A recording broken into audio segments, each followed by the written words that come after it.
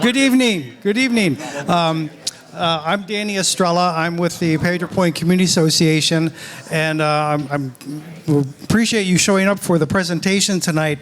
And the PPCA is very pleased to host this presentation.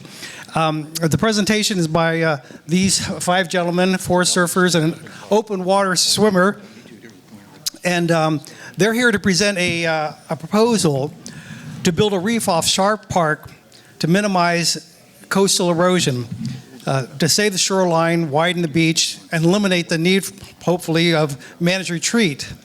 But as I've been told, their hidden agenda is really to build a good surf break out there. So you want to support that. Yeah. So, and this plan, it comes with some controversies that they'll talk about, but one of those is that and we were talking about this week, when the reef is built, the wave that's going to break out there, should it be a right breaking wave or a left? And Rob, being goofy foot, he wants the left. So there's going to be a little debate going on with that.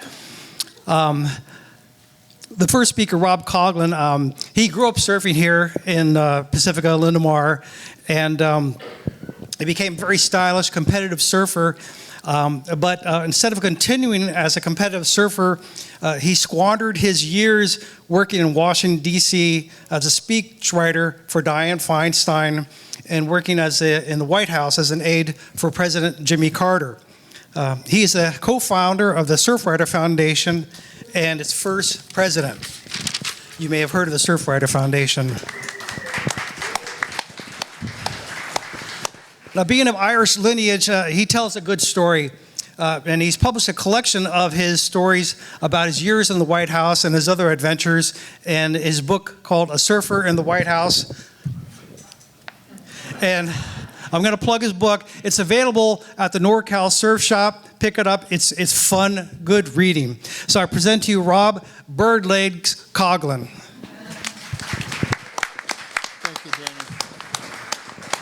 Thank you, Danny, and thanks to all of you for coming. Welcome. And well, you already told about some of my shady past. I know I see a lot of old friends here tonight, so I know they all call me Birdlegs. And surfer nicknames are usually based on some physical deformity, and so that's what mine is. And but they could be worse. I met a guy down at 4 Mile down by Santa Cruz not too long ago. His name was Stinky. And I was afraid to ask him how he got his name, but I asked him, and he said, well, it was my own damn fault. I said, what do you mean? He said, well, I thought it'd be really cool to have a surfer nickname. So I told my friends I wanted them to start calling me The Breeze, because I thought that was kind of cool and casual. And they went, no, you can't make up your own surfer nickname. Second, because you tried. And third, because he came up with a really sappy one. From now on, you will forever be known as Stinky. So I'm sticking with Birdlegs, and my real name is Rob Coughlin, and it's a pleasure to be here. I started surfing here in 1960, 59 maybe. The surf historian at UC Santa Cruz, Ward Smith, said that when I started surfing, there were only 1,200 surfers in California. Now the Surf Industry Manufacturing Association estimates there's about 2.8 million surfers in California. So things have changed a lot. When I was surfing out here first, there were 10 houses on the beach up here. Our first environmental supervisor, Gene Fassler, had a big house right at the corner of the creek. There was a bar up there called Wander Inn, where a lot of us got our first illegal beer. And it was a different period of time, but like all surfers, I fell in love with the ocean. And as Danny said, I got involved in politics, and I naturally gravitated toward the green end of the political spectrum because of my love of the ocean. And Jacques Cousteau said, you protect what you love. And that's what happened with the Surfrider Foundation. Surfers are very individualistic. It's not a team sport, so it attracts loners. And the only thing that brings surfers together The only common bond that we have is that we all fall in love with the ocean. So tonight, I wanted to say thank you to Danny for fixing up this building. Danny Estrella and his crew just put thousands and thousands of dollars replacing the drywall and the roof and everything in this building. A historic place. Many good parties have been held in this building over the last 50 years. I remember when Danman's Hayloft was a bar and a nightclub right next door here. So things are, like I say, have changed. Cindy Abbott, I wanted to say thanks to with the Pacifica Environmental family for alerting all your pals and coming. And, oh, there's a batch of you there. Thank you. And Roy Ernest, where's Roy? He's representing the Pedro Point Surf Club. Roy did a movie and I worked on the movie that he did about old surfers called Surfing for Life. If you haven't seen that movie yet, really well done film. I helped him make it, and I wanted to be in it, but I was too young then. Now I'm too old. And did I see one of the Keating family come in here? I wanted to mention the historic Keating family. Camille's dad and I have been surfing together since high school days, and Dick. Oh, is Penny there too? Yes. Oh, hi, Penny. Yeah.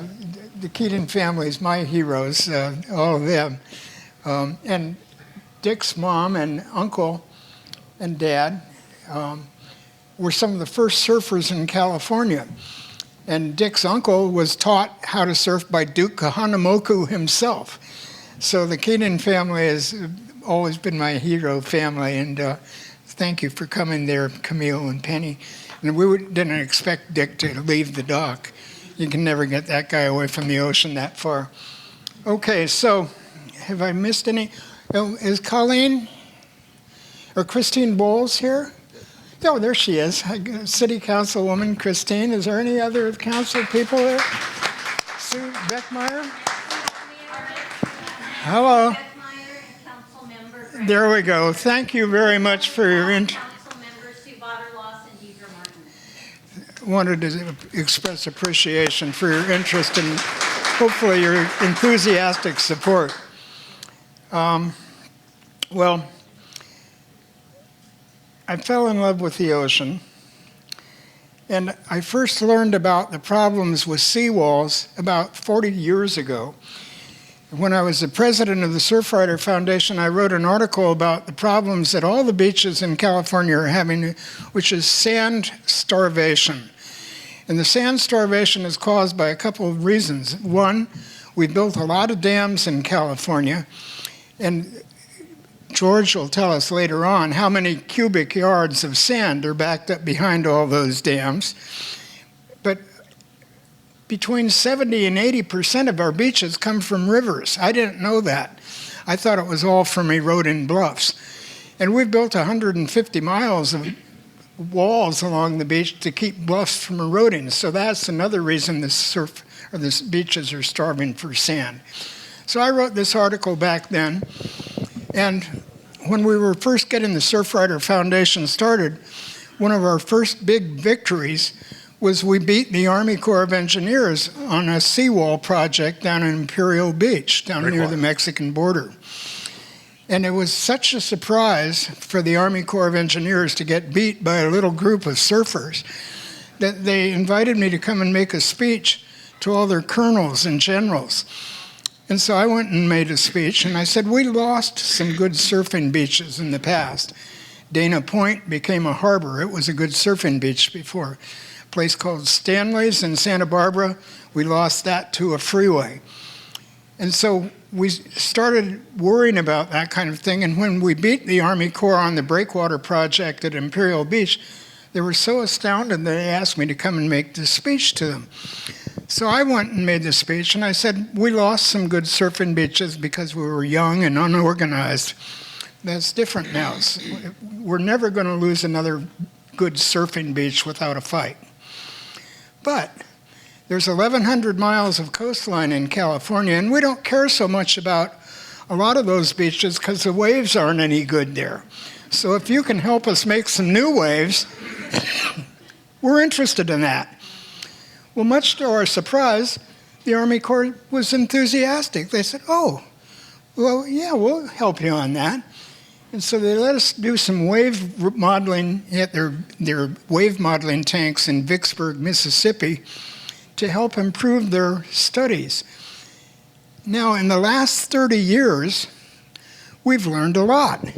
And in the last 30 years, this Army Corps of Engineers has been infiltrated by surfers. So we've learned a lot since then. Last year, New Yorker magazine came out with a big article, and do we have the slide for that? Were we able to get the slide for the... Maybe. Try the next one. Next slide. No, go back one. There. Right, yeah, at the bottom. Take a picture of these websites here. The New Yorker article is about seawalls. It's a long article, but very well researched about the history of seawall projects. And you can go right to the story. I talked to the writer about it after he'd written the story. He goes into the history and he says the archaeologists have found the earliest seawall they found was built along the coast of Israel 7,000 years ago. That's 2,000 years before they built the pyramids. And they built this seawall there, and you can still go see it if you've got a snorkel. It's 25 feet underwater. And so the end of the article concludes that the conclusion is ominously relevant to anybody that cares about sea level rise and seawalls as part of the protection.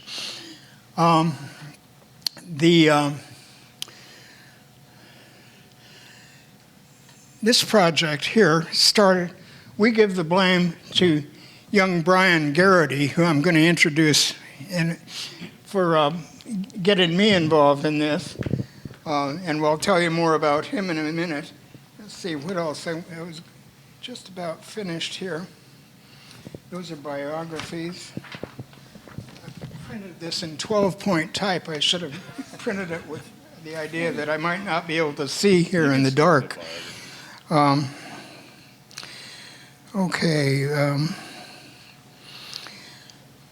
We believe basically that this is a great opportunity for Pacifica to become a pioneer in the surf world by looking at something different. A few years ago, Oxford University in England, prestigious university, came up with the idea for a whole new department in the school.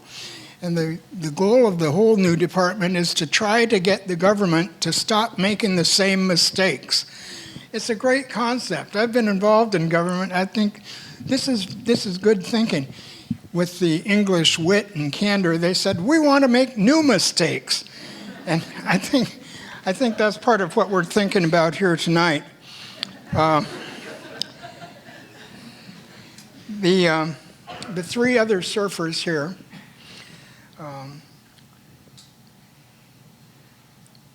have a knowledge that only surfers can have.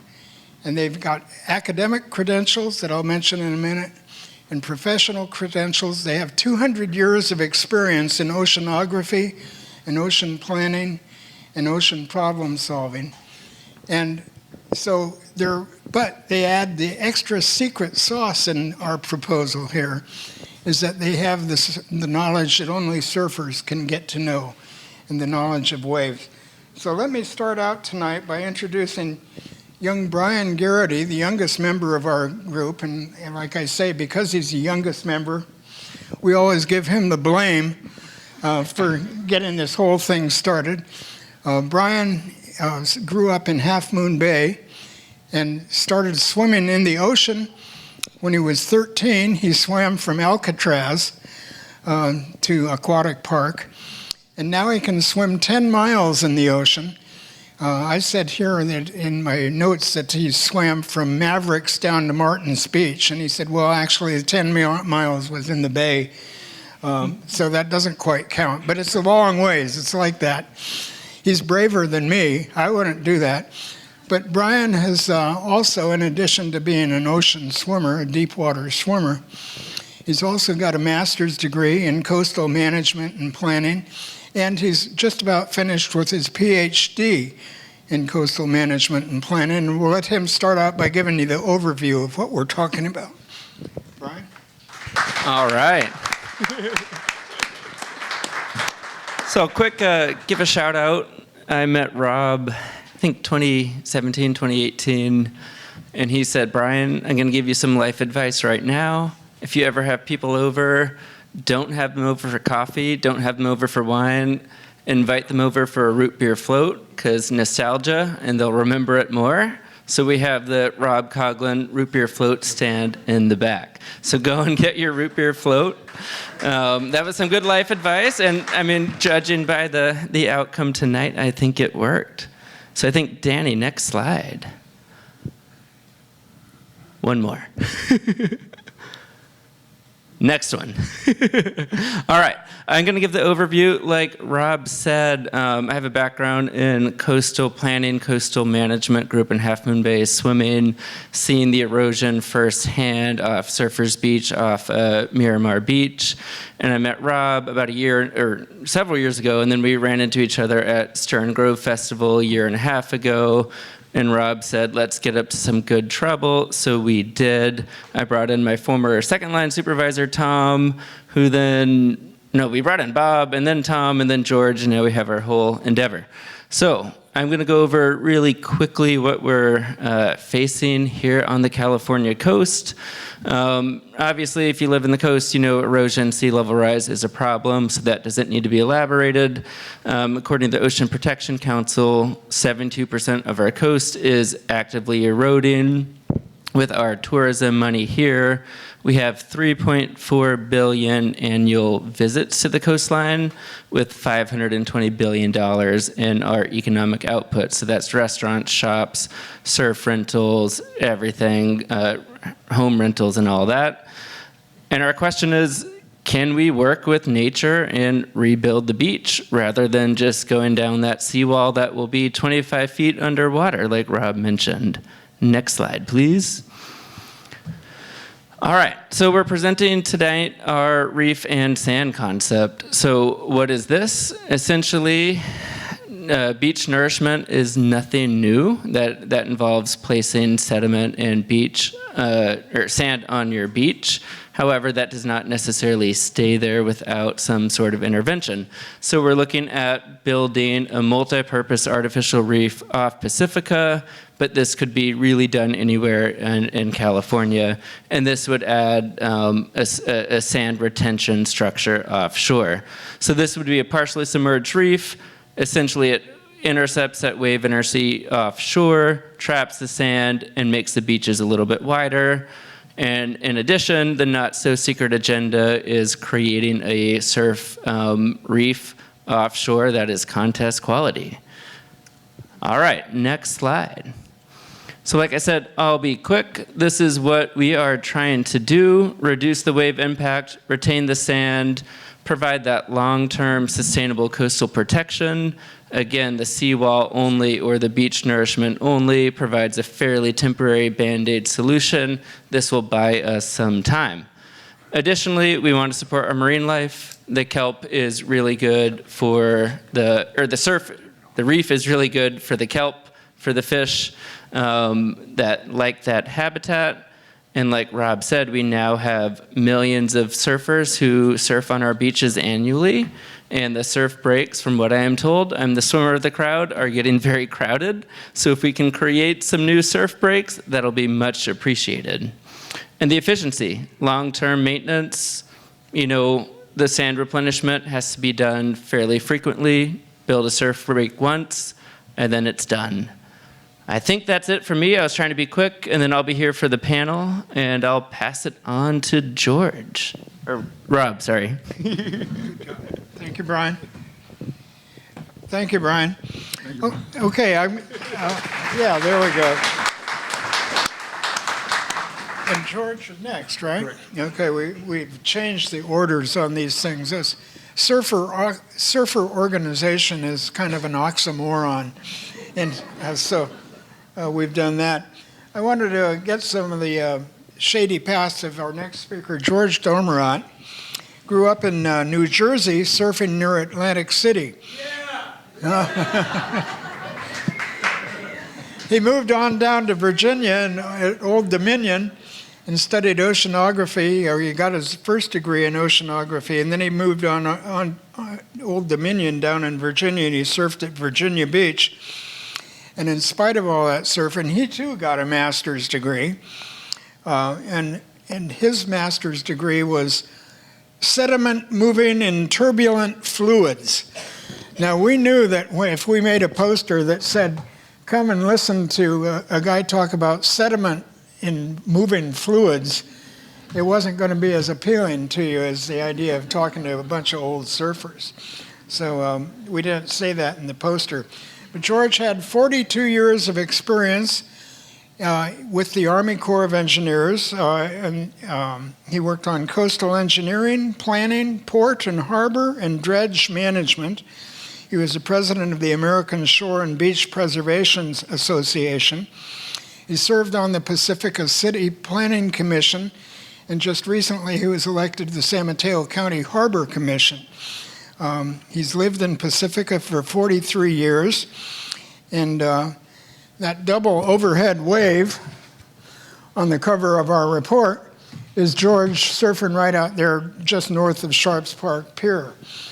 So his surfing credentials are solid, his academic and professional credentials are solid. Let me introduce you to George Dormerat. Thank you, Rob.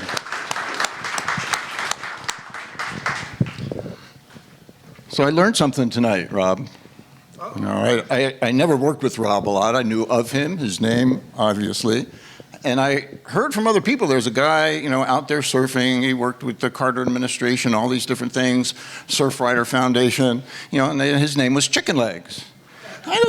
Chicken Legs, that's a weird name, Chicken Legs. You know, I thought, okay. And then, so today I learned that it's bird legs, not chicken legs. But the chicken's a bird, isn't it? So I think I'm still okay. Yeah, we'll get you for this. And I knew you would. And then, you know, yeah, how does a surfer go and start studying, you know, dynamics of sediment transport under turbulent fluids and waves? My first day in graduate school, I go to the professor who I'm going to be working with, and I was an avid surfer at the time. So he said, well, what would you like to work on? So I said, well, you know, I'd like to go down to Cape Hatteras, which was, you know, 2-3 hours down the road, and I'd want to set up a tent or a little trailer and spend like 6 months to a year collecting sand and stuff like that. And then I'll come back, I'll write a paper, and the professor just laughed at me. He goes, no, come here. So he takes me down the hall, opens his door to like this little closet thing, and there was a computer terminal in there. And he says, you're going to spend 3 years sitting right here. So I ended up, then he said, but before you can do that, you got to go to the engineering department and learn about the hydraulics of sediment transport. You got to learn about fluid dynamics, all this. So I ended up getting a second degree in civil engineering. So, but my dream of being on the beach forever kind of went away. So anyway, next slide, please.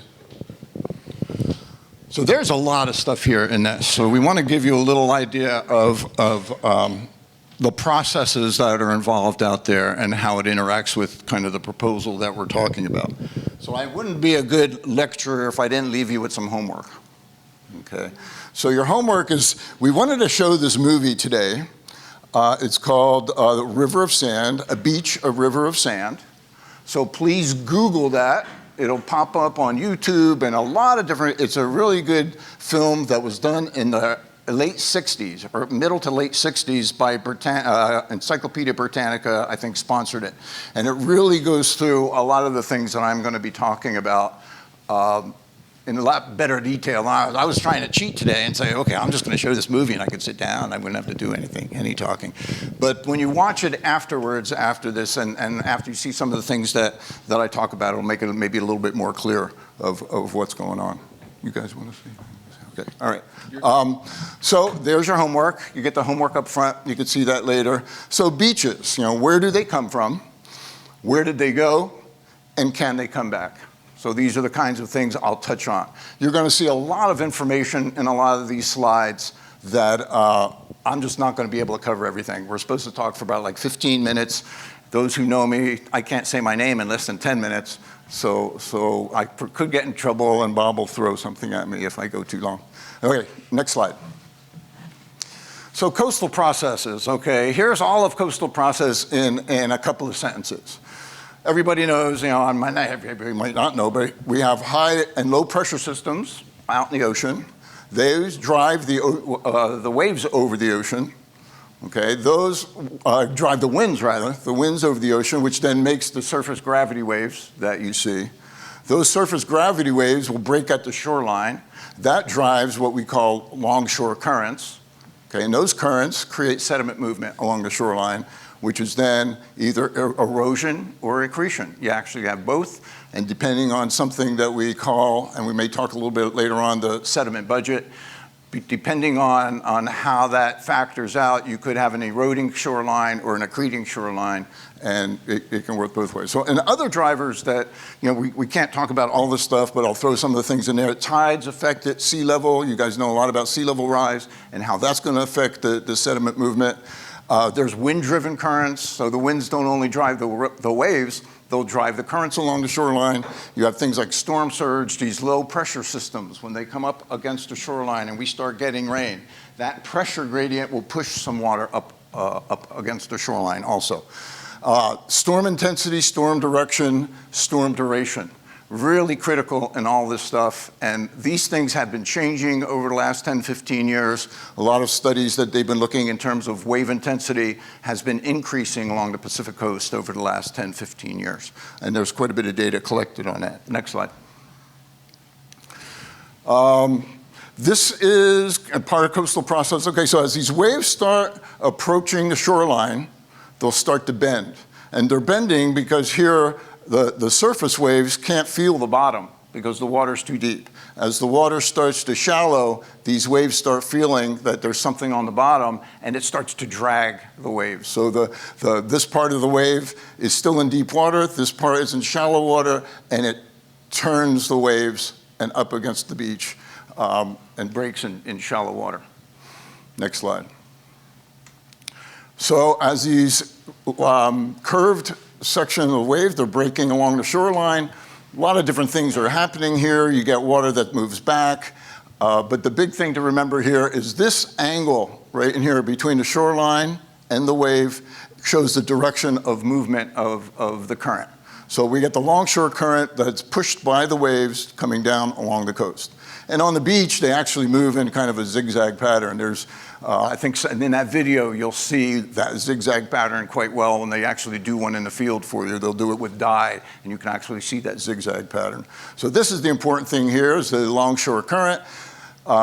The highest velocity of that current tends to happen between the shoreline and where the waves just start breaking. So the waves are breaking out here. So about 75% of the distance out to that is where your maximum currents are. And then you have all the movement along the shoreline. Next one. These are all the different terminologies that we use. And I want to point out one important thing. You'll see some of this in that video, but there's the shore face, winter, summer kind of conditions. The beaches change between summer and winter. But an important thing in here is what we see typically along the shoreline is this piece. And that's really only a very, very small part of this whole dynamic system, because there's a lot of the beach that all moves under here that you never do see. So when you want to build a beach, you just can't dump sand in this little piece here. You have to actually, have enough sand that would fill what we call this whole pit prism, the beach prism. Because the material will erode from here, and if there's a deficit of sand out offshore, it'll pull the sand right offshore. Next one.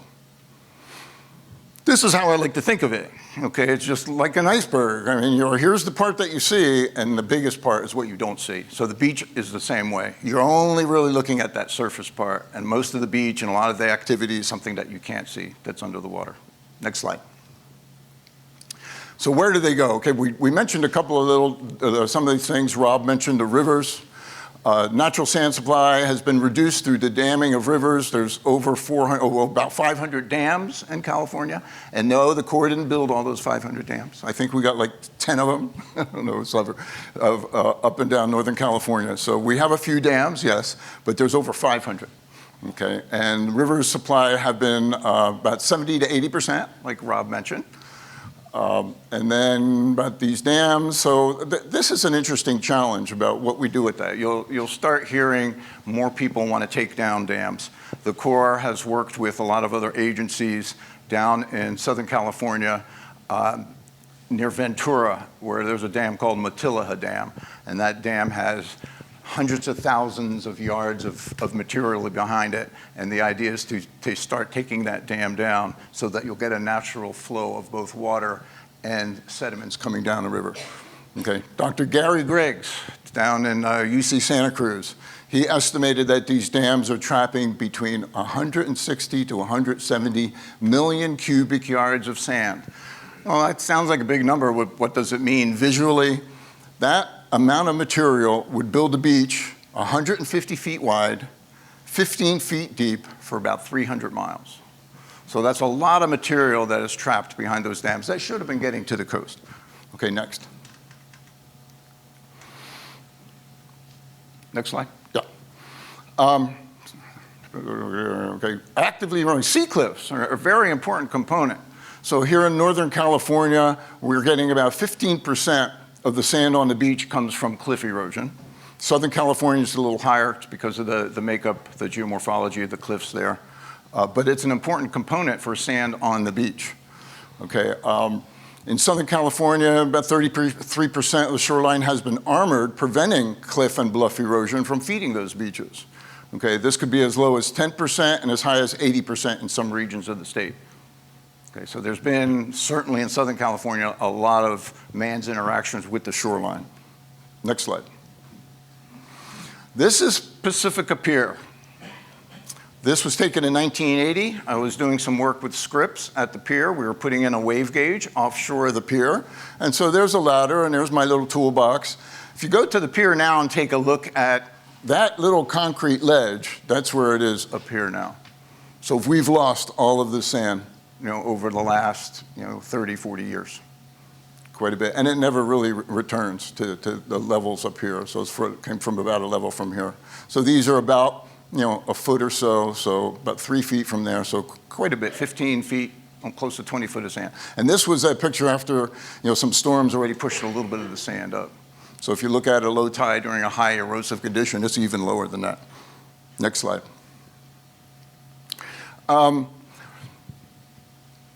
Man does do a lot of interfering with the shoreline. Part of what we do is we do a lot of dredging along the shoreline. Sediments that move along the coast in that longshore current, okay, we'll keep them moving along that shoreline till it hits something. Typically what it hits are harbors that are built for the community by the Corps of Engineers. Typically, these are federal projects. This is Ventura Harbor. So here's these structures that we built to help protect the entrance for the various boats and fishing fleet and so forth. Right in here, we dig like a 50 to 60 foot hole. Okay, and the purpose of that hole is that as all the sand is moving predominantly in this direction, it'll fall inside that hole, and then the dredge equipment can come in behind this breakwater and dredge it. And then what we do is we pump it onto the other side. It's called bypassing. So that helps maintain kind of a natural flow of the sand, where this is all good quality sand, and that gets placed on the beach here, and then the river of sand continues to move it down the coast. Next slide. Beach nourishment. Okay, this summer, probably early to midsummer, you're going to see a beach nourishment project just south of harbor at Surfers Beach. We finally, after, Tom, I don't know, 20 years, I can't even remember how long it's been, where we were trying to get a project to take sediment from inside the harbor and place it on that beach that typically doesn't get much sand in that area. But it's also in the marine sanctuary, and the marine sanctuary was saying, if man picks up sand out of the harbor and tries to place it on the beach, that material is called spoil material, And their regulations say no spoil material in marine sanctuary area. So that's been a big hindrance to our ability to put sand on beaches, certainly in the Half Moon Bay area. Probably about 10 or 15 years ago, there was a little bit better understanding of what we're trying to do. So we did a demonstration, or planned a demonstration to work with the sanctuary to at least demonstrate that if you have good quality sand and you put it on the beach, okay, the beach is a dynamic environmental system in and of itself. And I said to the sanctuary, you're saying you don't want to rebuild environmental systems. So that kind of made them think a little bit and say, okay, let's try something. So over the last 6 years or so, we've been working on trying to get this project, the permitting to get this done. It was insane. About 2-3 years ago, we were getting ready to dredge and place the material, and there was eelgrass found in the area where we wanted to dredge material inside the harbor. Eelgrass is an endangered species. You can't touch it. So that kind of threw everything in another 2-year, 1-year study, another year of redesigning it. And the idea was, okay, well, let's move the eelgrass from where we want to dredge to the other side of the harbor where we'll replant it. And we don't need the sediment in that part of the harbor anyway. Then we'll use it for the beach nourishment project. So this is kind of what happens in beach nourishment projects. It's not as simple as just dumping a dump truck on the beach. There's a lot of things that happen. You'll see a lot of that. You'll see a lot of pipes. You'll see a lot of tractors. They're actually building the beach. It's not just dumped. There's a lot of work involved in all that. Next slide. So beaches, can they come back? Beach nourishment has advantages and disadvantages. If you don't have a lot of material and it's not readily available and you have to pay for it to come to your beach, it's going to be really expensive. So that's part of the challenge when you design these things, is that, a lot of times the material that you put on the beach will erode a little bit faster than what the natural beach material is. And natural beaches go through a compaction. The waves run up and you'll see a little bit of the water rushes through the sand and kind of compacts all the sand grains down. But that's a disadvantage for freshly built beaches. But they do get done. This is a project, I think, in Miami Beach, and you can see the size of some of these beaches. But they have a lot of sediment available to them. The Corps of Engineers really only has one beach nourishment project in all of California, and that's in a place called Surfside Sunset, just north or just up coast of Huntington Beach, and then Laguna Beach and Newport Beach down the coast. So we'll feed the beach in one area, and we just let the river of sand move it all the way down the coast. And we have to renourish that with about 600, 800,000 cubic yards to close to 1 million cubic yards every 5 to 8 years. And that's a consistent thing. We've been doing that for 40 years or so, at least. Next slide. So beaches, can they come back? So, good coastal planners will look at a lot of different alternatives. The one alternative they always do up front is what we call the do-nothing alternative. That means if you do nothing, what's the impact going to be? What's the impact on the economics? What's the impact on the environment? What's the impact on people? Those three big elements. So the do-nothing alternative is then kind of lays out what your baseline is. Okay. So then we have a lot of different alternatives. We'll look at seawalls, revetments, breakwaters, a lot of different structure alternatives. We'll look at here the groins, beach nourishment. These will tend to build out the shoreline. So one of the things we're looking at with the project that we're proposing is not just hold the line in a certain place, but build that shoreline out further. And you'll see examples of that where that has been done coming up. Hybrid solutions where we actually do several of these things. So if we build a breakwater, we build a surfing reef in front of it. The surfing reef behind the breakwater, maybe there's some platforms where kelp can grow. We'll put a beach behind it. The beach will then have a dune system on it. So we build, our idea is to build this whole system with a combination or a hybrid solution. Next slide. So nature can show us the way. So these are common examples here along our coast of like a headland structure that holds the sand. The sand moves up against there and holds it. Here's an offshore breakwater. It's called Greyhound Rock. Yes, it's a big breakwater, but it does provide shelter for sand to deposit behind it. Okay, and this is like a natural groin system. So it has the groin, sand builds up on one side of it, and it holds that sand there. Next slide. Engineers can do the same kind of thing, okay? This is the Santa Monica Breakwater, 1938. At the time, they didn't realize that when you build these breakwaters, what would it do to the shoreline? Okay, so they built it as a harbor. It was more of a fair weather harbor. It did provide some protection, but this is the current Santa Monica Pier. Okay, now if you look at that, you'll see, like on Google Earth, you'll see a faint trace of that. It's not 20 feet underwater, but it's about 15. So a lot of that wave energy now comes over top of that. But once you block all that energy, and the river of sand comes along, all of a sudden, the energy needed to move that sand along the beach kind of drops out because the breakwater is blocking the waves and breaking the waves out here. So the sand drops out of suspension and falls out, and it forms a bump. A lot of different names for the bump, tombolos, salients, depends if it actually meets and touches the structure or not. Here's a groin system built in the Great Lakes. And how that sand builds up on one side, so the wave direction is pushing the sand this way, and it'll build up on either side of that structure. Those of you who have been to New Jersey, they call it the New Jerseyfication of the shoreline, where they have these groins in some of these communities every 2 blocks. And when they built those things back in the 40s, 50s, and 60s, they didn't understand a lot of the dynamics of what happens here. You could see a little bit of that, is that as the sand builds up on this side, it's eroding from this side because those same waves are still eroding that beach. So you can get this kind of system forming. Next slide. So here's some of those offshore little breakwaters. These are tombolos because the sand builds out and touches, actually touches these breakwaters. And these little ones are salients. Okay, you get these things. So a lot of the things that we're looking at, other than the surfing reef, we'll talk a little bit about that later, and Bob will talk a little bit about that.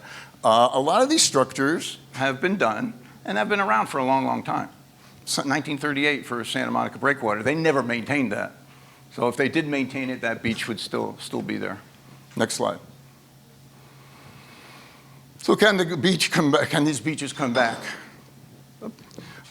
We believe we can widen the beach. That's that concept I was talking about, where we want to build that shoreline out and be able to hold that. If you don't have a lot of sediment available and you're going to pay to put sediment behind it, if you're going to pay to build a dune system, then you want to protect that, and that's what that offshore structure, the reef, breakwater, hybrid system would do. Now, for us, since we're all surfers and swimmers, our not-so-hidden agenda is that in the front of that breakwater, or maybe even designed it without the breakwater, we want to build a nice quality surfing wave that a reef would cause that wave to break. A lot of design factors to be able to maximize how good of a wave that could be and so forth. So you'll see a lot of the surf stuff in there also. But we call it a multifunctional structure. Because like I said, we can use it to attract fish, you can use it to help build kelp, you can use it as a breakwater to provide protection to the shoreline. So these multifunctional systems is kind of what we're pushing. Next slide. So these are the kinds of things that are being designed. These are a reef design by a gentleman down in Southern California, and this is a wave tank. I believe it was done at Oregon State. You can actually see how this kind of reef below the surface of water will break the waves up, and a good surfing wave on either side. And Bob will talk more about some of these structures. Next slide. Pacifica's beaches, multi-purpose. That's what we just talked about that. I think Brian mentioned this, that beach tourists spend about $240 billion annually to come to the beach. Okay, and they generate an output about $520 billion. So California's beaches, the total contribution to the national economy is about $73 billion. So it's quite lucrative. Okay, so Pacifica, here's an important one to also consider, most certainly for city council members when we're looking at building something like that. If Pacifica wants to maximize its beach economy, it needs to also support the infrastructure needed to accommodate that. So if you think you're going to get thousands and thousands of people coming to Sharp Park to watch this new wave that's going to be breaking, you better be able to accommodate that with parking, with all that infrastructure. All that has to be a consideration as you go into looking at these three important things. Most certainly in my mind is your impact on the economics. You have to do that economic evaluation. Impacts on the environment, how we'll enhance it, how it would degrade it, and then the impacts on people. Next slide. And that's it. How long did I take? Has it been 2 hours yet? No? Thank you, George. You kept it pretty tight. Okay, now our next speaker is a guy I've known for a number of years, Bob Battaglio. And I think we met, oh, hello. Sorry about that, forgot about that. Bob Battaglio grew up surfing on the East Coast. He grew up near Virginia Beach and Cape Hatteras. He's the lead author of the proposal. Bob did all the heavy lifting on this 45-page proposal that we're trying to summarize for you tonight. He got his degree in engineering from Berkeley. He was the chief engineer and leader of the Environmental Science Associates Coastal Zone. He was the president of the California Marine Parks and Harbors Association. In 2023, he won the Joe Johnson Award, which is the equivalent of the Oscars for geomorphologists. And so it's a big award. We had to treat him with more respect when he got that one.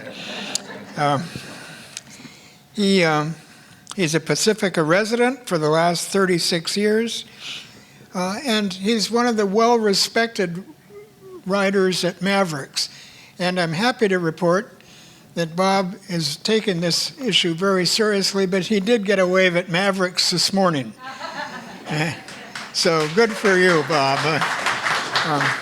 His surfing credentials are as good as his geomorphology, and he's too humble to admit it, or to admit that I'm right in public, but I think that in the last few years he's emerged as one of the top 3 geomorphologists in the United States. Bob Battaglio. Who are the other ones? So hi, everyone. I'm going to talk about our concept more specifically in terms of the conceptual design, and I'm going to walk around a bit because I'm kind of nervous. But anyway, so I'm going to start with the setting, because whenever you do a big project, you have to think about where you are and what's happening where you are and how your project will fit into that and how it will evolve with the site. So I'm going to talk about Maury Point Headland, which is just south. I think everyone knows where it is, but it's, for those that don't, it's on the southern side of Sharp Park, down beyond the golf course. It's the big headland at the south end of the beach. And it turns out that there's a big beach north of the headland. It's the widest beach in North Pacifica, and it's mostly coarse sand, pretty coarse stuff, 0.5 millimeter and bigger. And so we used that when I worked for ESA and worked for the city on the sea level rise on the sea level rise adaptation plan, but also on the seawall study. We looked at an alternative that looked at a reef or a breakwater offshore. So we looked at Maury Point as an example of how we might build a structure to trap sand and widen the beach in front of Beach Boulevard. And I'm going to talk about a few other things. So let's go to the next slide. Okay, so here's the setting. And let's see if I can operate this. Here we go. So here's Maury Point down here, headland and wide beach. Maybe I'll go over here so it's easier for people to see it. I'll stand in front of these guys. There you go. Here's Maury Point. Here's our study area. Here's the pier. It's about 1,000 feet, 1,040 feet. I think everyone knows that there's a Beach Boulevard seawall from Paloma down to Clarendon. There's the Sharp Park Golf Course, which has this long levee down to here. Could you hit it again, please? Just one, well, that's okay, right there. So the waves shift sand in a back and forth motion, primarily moving south. So that's what this arrow indicates. The waves mostly come from kind of west, maybe a little north, and then the big swells come a little more from the west. But anyway, the sand moves both north and south, but mostly the river of sand that George mentioned is moving from north to south. And the coarse sand is mostly retained to the north of this headland. The fine sand just tends to move offshore. But anyway, look how wide this beach is in front of the levee, in front of the Sharp Park Golf Course. And then look how it narrows as you get in front of the seawall farther north. So the reason for this beach is because the bigger waves, this Maury Point headland blocks the sand transport to the south, and also bigger waves break offshore on the headland's rock reefs, these rocks out here, facilitating sand trapping near shore. So the waves break, and as George was describing, that affects the sand transport. So you get this wide beach and it narrows. Hit it one more time. And this is a picture of a wave breaking off this rock right here. And that rock's like 20 feet tall, so it's a nice big wave. And of course, there's a lot of wave action inside, but that shows you how the reef affects where the waves break and how that affects the sand. Next slide, please. Oh, yeah. And so this colorful document is, it's an engineering sketch of a reef headland that was produced for the city when I was with ESA. This is in a public document that you can find online. And what I've done is I've colored it, and I'll show you the colors. But basically, here's the pier, and we're looking basically on the north side of the pier. Next slide, please. Now, going back to the setting a little more, this is a image and with the caption that is in one of these reports. And here's the reference for the city. And what we looked at Maury Point and its effect, and we looked at the shore angle here.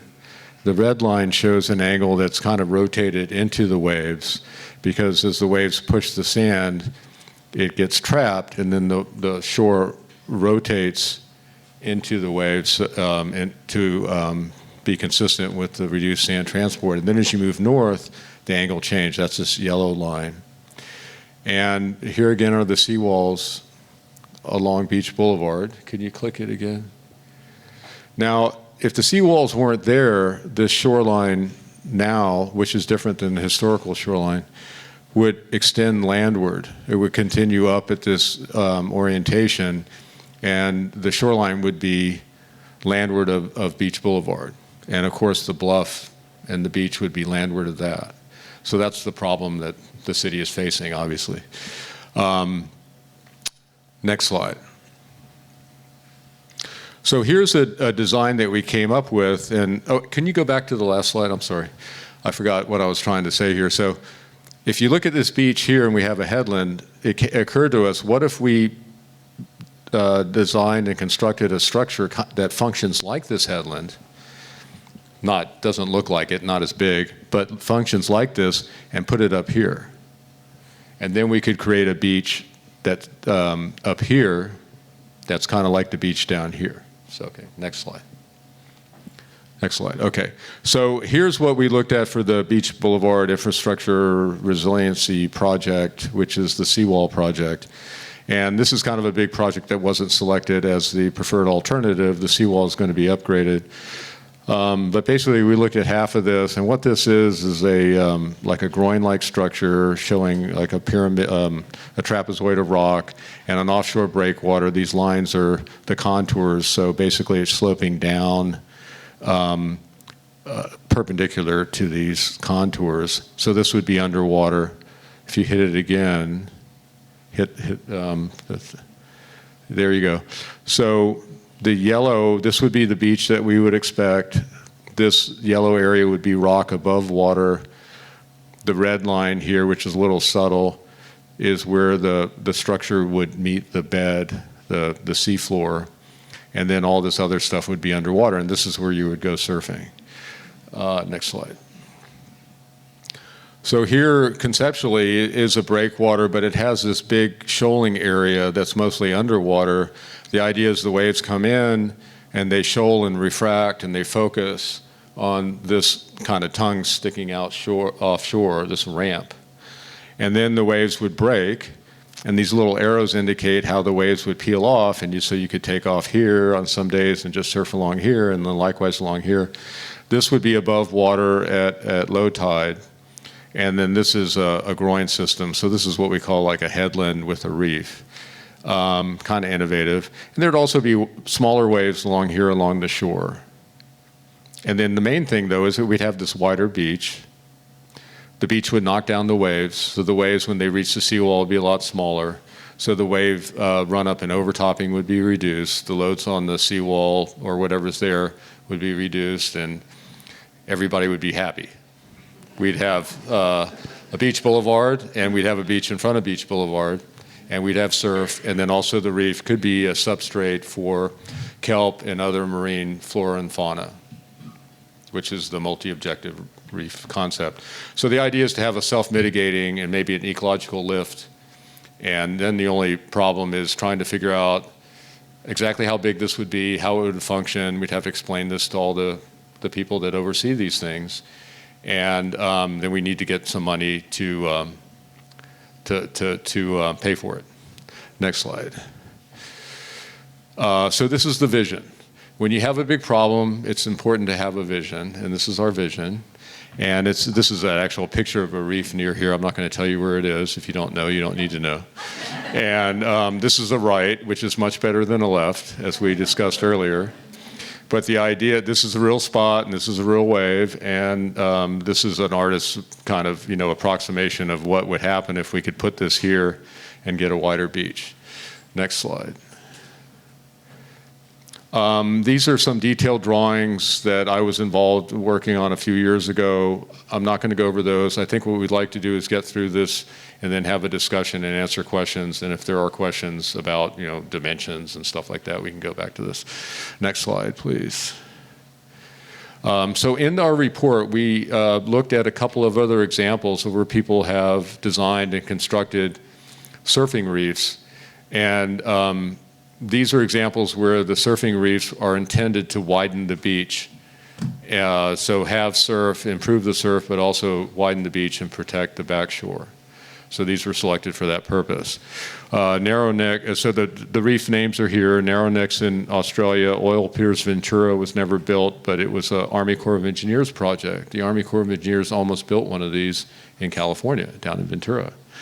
Pacifica is what we're talking about, and Oceanside is a project that's going on right now, the city of Oceanside, and I think the Corps of Engineers might be involved, I'm not sure.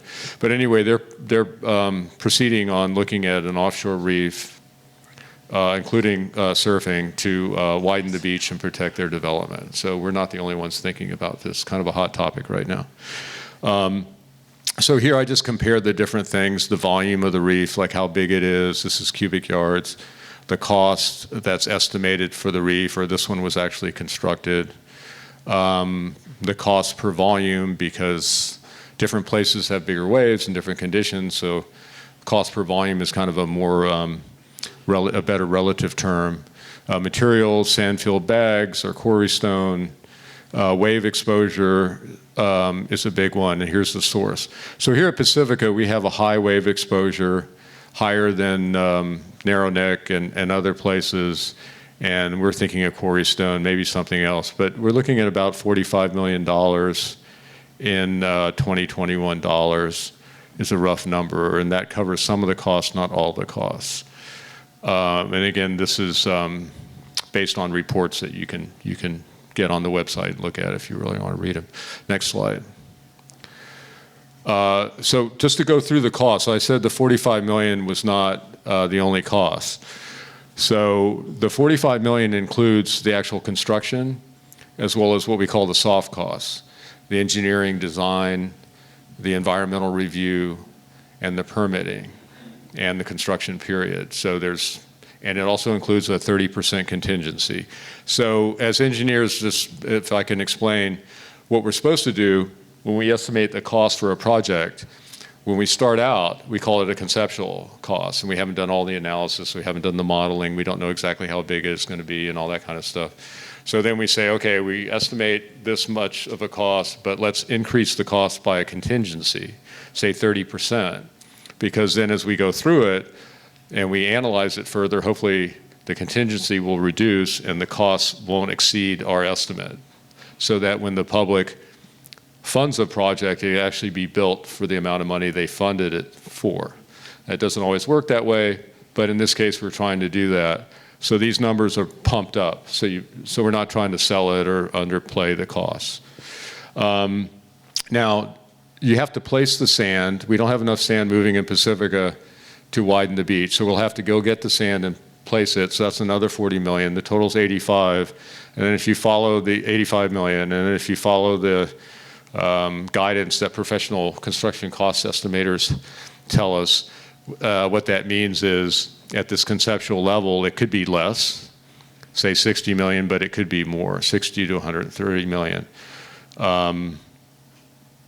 It's a little inside baseball, but costs are important, so I just wanted to go through that. Next slide, please.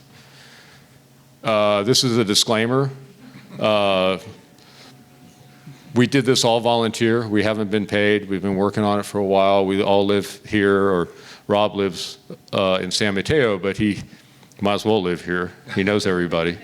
And so, and Brian grew up in Half Moon Bay. So we're trying to find a solution that can be an add-on to a seawall, to managed retreat, whatever. This is not instead of anything. This is plus. And this is what we need to think about with sea level rise for our future. And it's going to take a few years to figure this out. And what we're hoping is that we can get the federal government and the state government to fund the studies that are necessary to figure out if this is going to work. And then, obviously, once we know how much it's going to cost, then we can try to find the money. So that's going to take a while. And but we need to start now, because we're kind of running out of time. It's going to take maybe 10 years or so. We can talk about that more. That would be optimistic if we could do this in 10 years. Next slide. That's it for me. And we're going to have a panel discussion here. We can answer your questions then. So. Thank you, Robert. Okay, and Cindy has got cards here. If you want to ask questions, the way they do it at the Commonwealth Club is you write a note on the card and she can give us the cards. We're trying to keep this short enough so that there's plenty of time for questions and answers. But the other thing that you can do if you get a card from Cindy, we want to stay in touch with you. So if you'd put your names and email addresses or your addresses so that we can stay in touch. In order to do anything like that, you need strong public support. Pacifica has got a strong environmental family, not just Cindy's environmental family, but the whole Bay Area is really the heartland of the environmental movement in California and in the United States. And so your enthusiasm and your interest is very important. So if you want to stay in touch with us, please fill out one of the cards that Cindy will give you as we go through. And our last speaker is Tom Kendall. And I didn't know Tom before either, but he started body surfing when he was 2 years old in Santa Cruz, and he's never stopped surfing. He's been surfing ever since. He was on the swimming team in high school and got a scholarship to go to UC Berkeley and studied oceanography. Then he got his master's degree too. Everybody here is a lot better educated than me on these kinds of things. He graduated with honors with his master's degree. He worked for the fabled oceanographer Orville Magoon, who has the world's best name. And he studied tsunamis with Orville Magoon. He won the Lifetime Achievement Award in 2023. And he also won, and that was from the Army Corps, right? For your service at the years of the Army Corps of Engineers. And there was another, you got the Long Wave Award also for his long service and at the Army Corps of Engineers. He's a trustee in his church, and he serves on the local prison ministry. We think that's good because of being surfers, it's good to know people that are involved in prisons.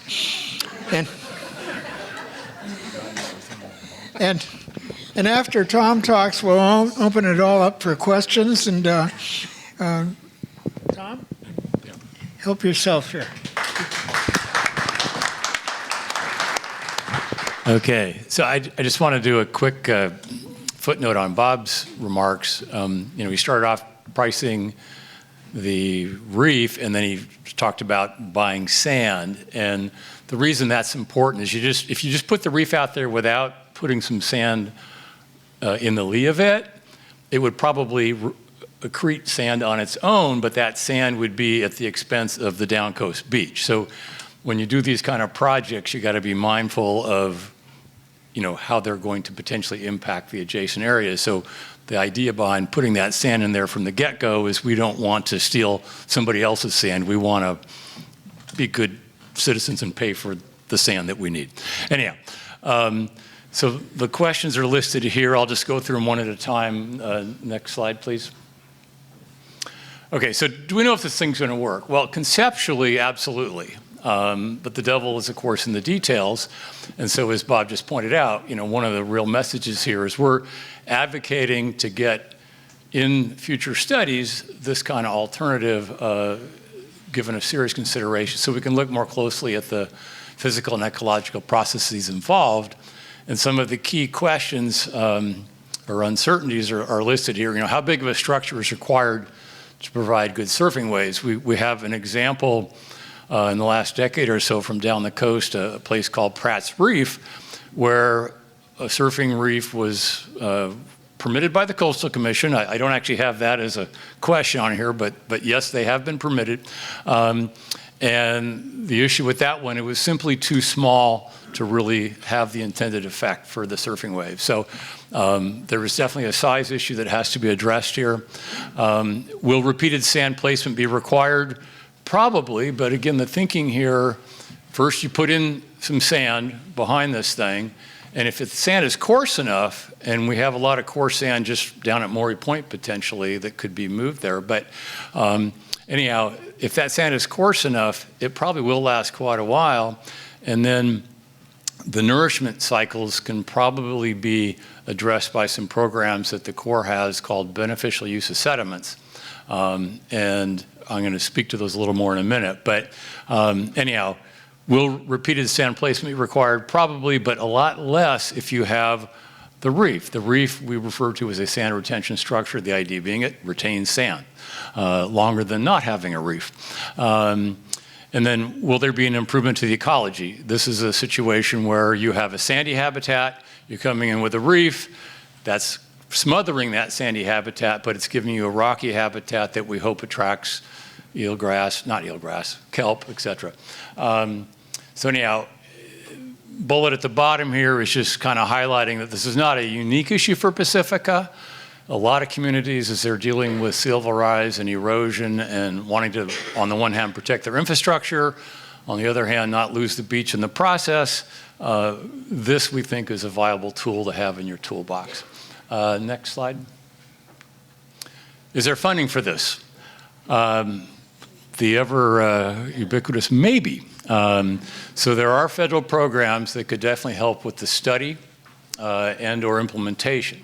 And the state of California, we know, has funded sand placement and seawalls for shore protection as well as reefs for ecology. So there's a history of both state and federal funding coming to bear on efforts like this. And one of the reasons we're out doing these kind of little engagements right now is the second bullet here. I'm going to actually see if I can make this pointer work. Am I pointing? No. Okay, anyhow.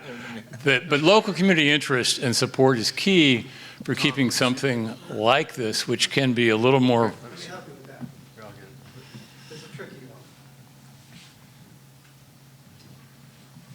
Ah, you got a green light. Okay. Anyhow. I did some planning in my career with the Corps of Engineers, and we have what's called a locally preferred plan option that's always on the table. And a lot of times when you're trying to get to a cost-effective solution, things that might otherwise get a little more consideration get filtered out. But if there's strong local community interest in keeping an alternative on the table, it will get its fair treatment. And so a lot of what we're really trying to do here is just stir up a bit of interest in this concept so that assuming the city does go forward in a partnership with the state and the feds, that local interest in this will be a way to keep this alternative in consideration. And a little note here, the city's already sought federal help with the Corps of Engineers, both in the near and long term. Near term, I mentioned earlier this beneficial use of sediments program. This is a funded program, and I fully anticipate that it will provide sand to Pacifica going forward from the San Francisco Main Ship Channel. We did a project like this a few years back at Ocean Beach. And again, like I said, the city has requested that they be a recipient of that sand, and that is a funded program. So I do expect that to happen. And then a little more out there, the city has made a request for their long-term needs, which is a comprehensive study of Pacifica's shoreline. That is I would observe, a competitive prospect for a study by the Corps of Engineers. However, it is yet to be funded. So we'll have to wait and see on that one. But the end goal of something like that is you basically get a project authorized by Congress, and then when they appropriate dollars, you have like a 65-35 cost-sharing arrangement going forward to implement. And then the disclaimer, this is Tom, the private citizen, talking, not a representative of the Corps of Engineers. Next slide.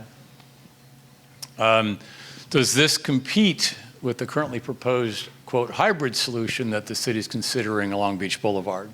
And this is, again, the idea of you're improving the wall as well as doing some beach nourishment. Our answer to that is an emphatic no. Sand retention structures can be added to a hybrid solution at any point. I think Bob already pointed that out. And then sand retention structures are intended to be complementary.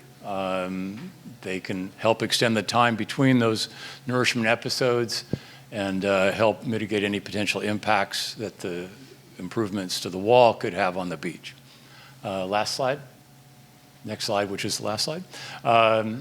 Does a concept like this compete with managed retreat? I'd say yes and no. It reduces the need to consider retreat as a means of saving the beach, and it can be incorporated into solutions that have a retreat element.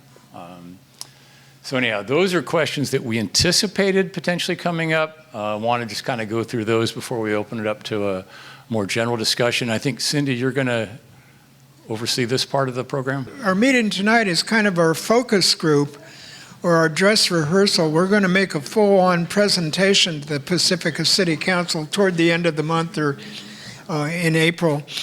And so we thought this would be a great opportunity to kind of hear what you had to say and get a feeling for what we wanted to say and what we wanted to not say, and shorten it up a little bit and that kind of thing. So really appreciate your attention and your counsel. We've divvied up some cards here that Cindy, Bob, do you want to start out and read the question and your answer? Yes, thank you. I've got 3 here I'm going to go through, and then we can discuss these more, but let me give you a quick answer, and then we can have a discussion or jump in if I don't answer correctly or adequately. Could riprap projects north of this project prevent the effectiveness of the reef? No, probably not. I mean, so conceptually you have 3 options when you're dealing with, what we have is a shore that's migrating landward, and we have sea level rise that's going to drive that. There's various reasons for all that. So there's 3 basic options. One, you can hold the line with armoring, which is kind of what we're doing now, and you lose the beach and there's wave overtopping, and so that's not necessarily something that you can count on if you're looking at 3 to 6 feet of sea level rise. And then there's and you can add beach nourishment to that. The other option is to retreat, manage retreat, and that's not really something that Pacifica is I learned the hard way, interested in doing right now. And so what we're looking at is building the shore out, creating a new equilibrium. And what that means is what you do landward of the beach really doesn't make any difference. You can build a seawall. We're going to try to get the sand to deposit and bury the seawall. So hopefully that's an answer. Happy to discuss that more. It's a good question. Do you foresee any impacts to the pier from wave redirection, any way to combine reef with pier improvements? I really love that pier from an engineering standpoint. It's an amazing structure. It's exposed to some of the largest waves of any pier that I'm aware of. And I've been around quite a few piers in the United States and elsewhere. I actually would like to have it be a center for coastal research. We've used it for some data collection, and so I would love to have the pier fixed up and maintained for a range of reasons. I don't see a way for the reef to there are people talking about right now and down in Santa Cruz where the wharf was damaged, building a reef or breakwater offshore the wharf to protect it. So you could try to do something like that. Right now, that seems to me to be a little less of a priority than what we're talking about, and what we're talking about seems like a heavy lift. But yeah, I think that's the answer. Yes, you could do that. I hadn't thought of that. That's something that could possibly be done. I don't think there will be some wave reflection off the reefs, but it gets pretty crazy out there right now, and people seem to be able to fish when they can, and then when the waves get really big, the piers close. And so I really don't think the reefs would adversely affect fishing or the pier. I think that ideally we would have more fish, more flora and fauna, and so it could be a plus for fishing, I guess. There would be some displacement of the sandy bed, which may have an impact on crabs. I mean, these are some of the things that we really need to look at and would have to look at for the project. Okay, so third question, and then I'll sit down, and again, we can revisit these. Could riprap, oh no, I already answered that one. Do you foresee any impacts to the pier from, oh no, I already saw that one. Sorry. Oh, this is hard to read. Will there be a reef south of the pier too? Would some be additional reefs possibly north of the proposed reef that would be north of the pier?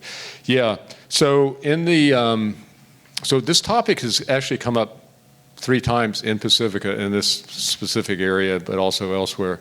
In the regional sediment management plan that I worked on, which was funded by the Corps of Engineers, in 2012, we looked at artificial reefs as one of the adaptation alternatives. And that was not just at this one location, but it was elsewhere. But definitely we looked at it north of Maury Point and looked at multiple ones. And then for the Pacifica Sea Level Rise Adaptation Plan, which is part of the local coastal plan program update that the Coastal Commission paid for, that's still in a draft form as of 2018, we identified this type of approach and looked at, I think there were 2 south of the pier, 2 or 3 north of the pier. So we looked at a whole field of them. So yes, I mean, there could be more placed, but we were just thinking about one module as a kind of discernible element, and north of the pier where most of the problems are right now is what we were focused on in this thing. So those are all possible. Yeah, you could replicate this.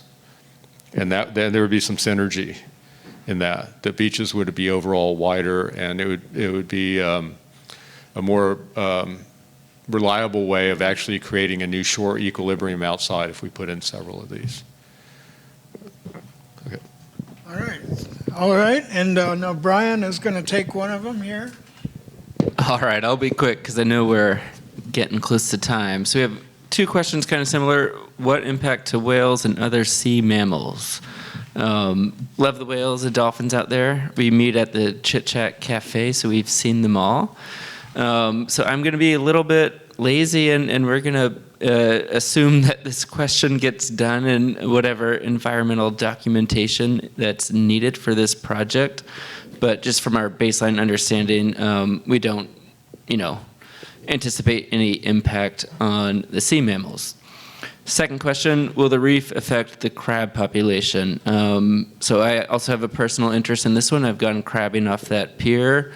Initial reaction is it'll probably improve the crab habitat, and then depending on the type of sand placement we do, we can mitigate for that. So there's a lot of benthic studies doing thin layer placement of that sediment. It won't bury the crabs too much. If you place it very thin layer, they can get out. So we shouldn't have any impact on the crabbing at the pier. But we'll study that more.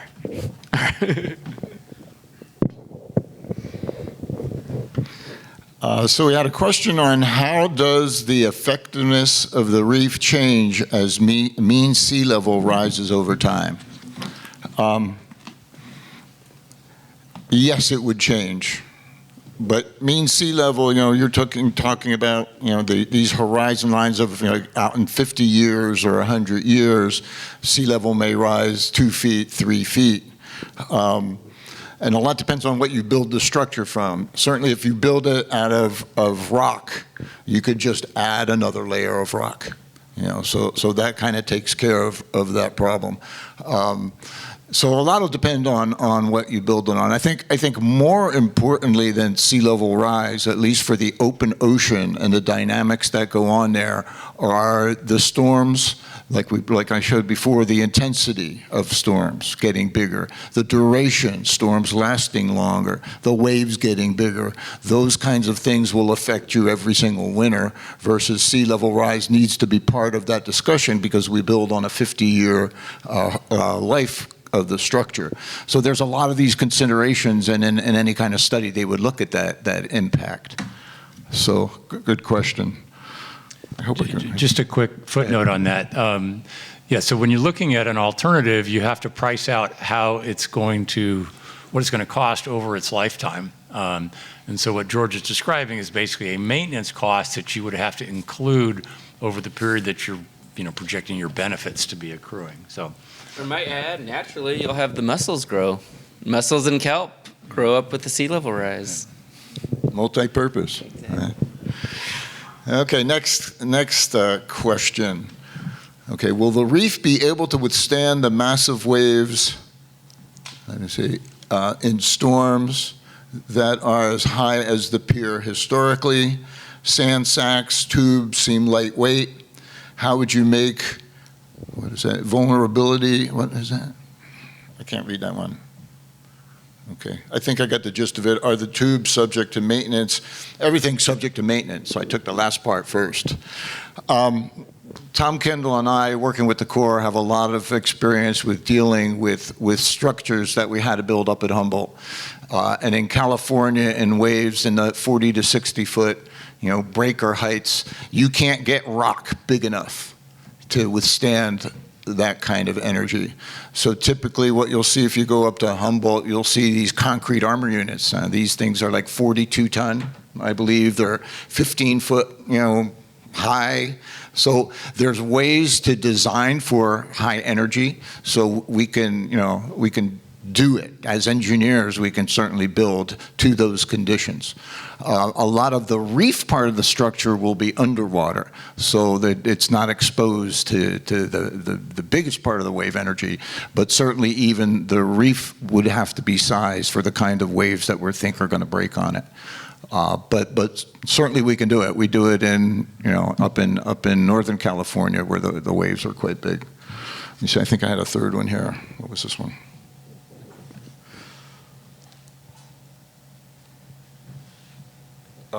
So can the pier structure be modified to act as a sand retention structure? I believe, I can't read the rest of it, but I believe that's the most of it.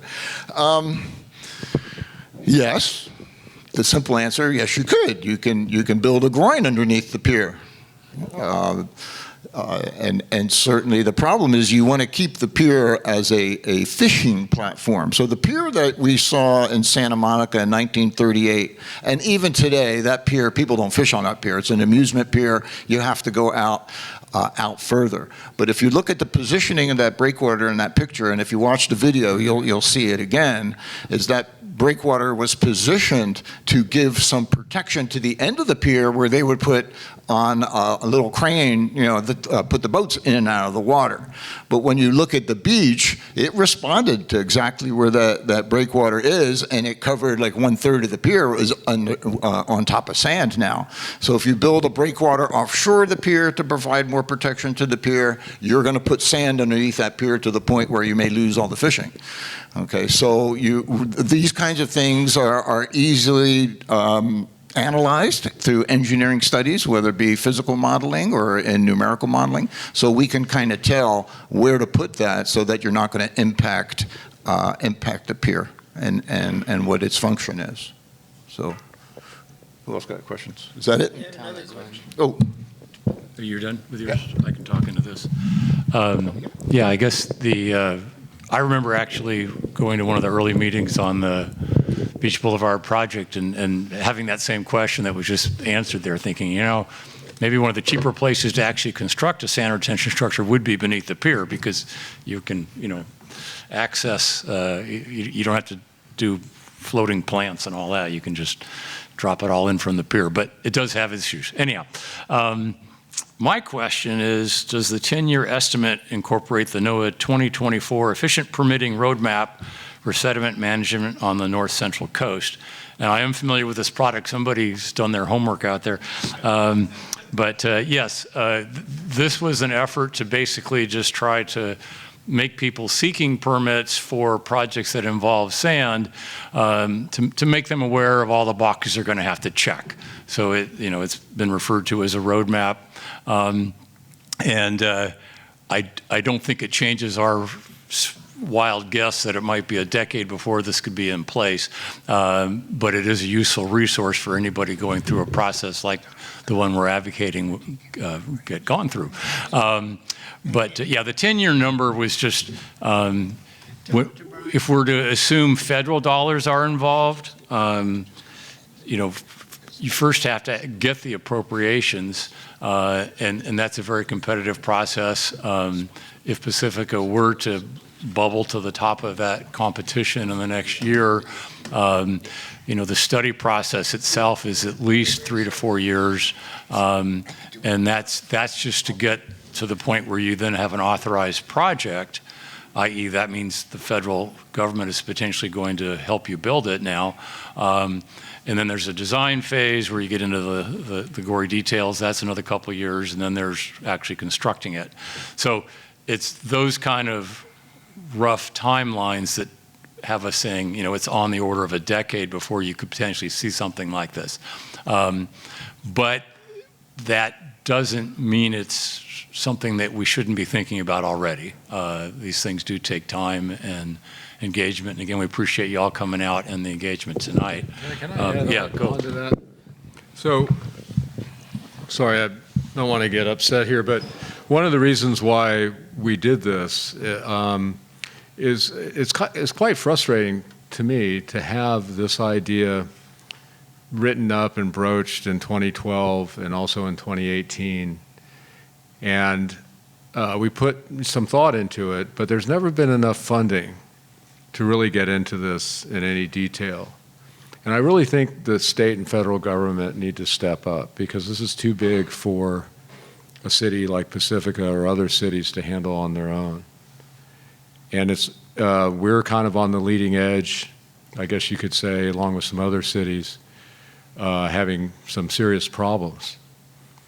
But we're not going to be the only ones.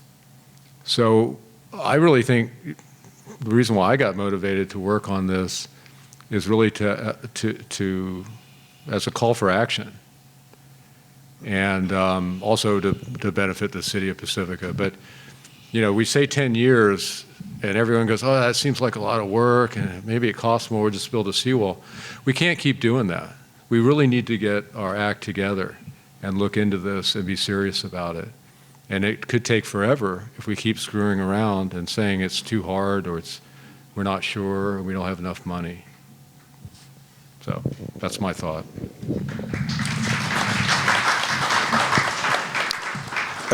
Another approach that we've been discussing here, or amongst us over the last 6-8 months that we've been working together, is, you know, people are kind of shy to a lot of these kind of concepts because they'd like to see how it functions or how's it going to function. And we show them numerical models, or we'll show them physical models, and, you know, it's still not really convincing when you're dealing with the ocean this big. So one of the things I've been working with Sam Liccardo a little bit, actually for the last 8 months, I've been giving him Coastal 101. He is now our representative. The concept we've been thinking of is back in 1980, I believe it was in 2000, it was around 2000, 2004, the Corps of Engineers nationally put together a demonstration project of these kinds of structures. So they actually went, and we had 5 or 6 around the country. One, Tom, Kendall, or Bob showed a slide of Ventura Pier area. It was, you know, it was going to be a very similar thing to this concept, where we were going to build the beach with a dune system and then an offshore surfing reef. We changed that later to be multi-purpose because people like Coastal Commission and everybody else, and, you know, a lot of the community didn't want to just build a reef for surfers. So we said, oh, no, it's multi-purpose. You know, it'll attract fish and it'll do other things. But that demonstration program, we went as far as almost plans and specs to build it. It was going to be about $10 million. So it was a smaller size project, but the money ran out, and we, for that project, never got the funds to build it. So the thing I've been working with Sam a little bit is to try to maybe resurrect that kind of project, and maybe Pacifica would be a good location to do a demonstration. You know, so that's another thing. We're looking at a lot of, through all of our experience, different ways of getting around trying to do something here, and demonstration projects that would be pretty much solely funded. There may be some, I don't think there'd be a local contribution to that, but solely funded by the federal government would be good to give you an example of maybe it would be a little bit smaller, but then once we show how it works, you know, it could be a good thing. So with that, can I have the last slide, please? I'd like to thank everyone for coming. I know it's getting a little late. We are, I don't know if Christine, if you want to mention anything about we're going to be doing another one of these the 29th of April. I believe, I don't know where yet or what time, but maybe Christine knows. So why don't you hand this to Christine? Yeah, thank you everyone for coming tonight. This was their practice run, and what an amazing job you've done. Thank you for all that. So Mayor Beckmeyer and I were able to secure the council chambers on April 29th at 7 o'clock, so for a more polished performance and a little more room and space. And you did mention it was a presentation to City Council. I don't think it's that. It's not an official presentation for our feedback, but it's more community engagement and education. So, yeah, thank you. Thank you, Christine.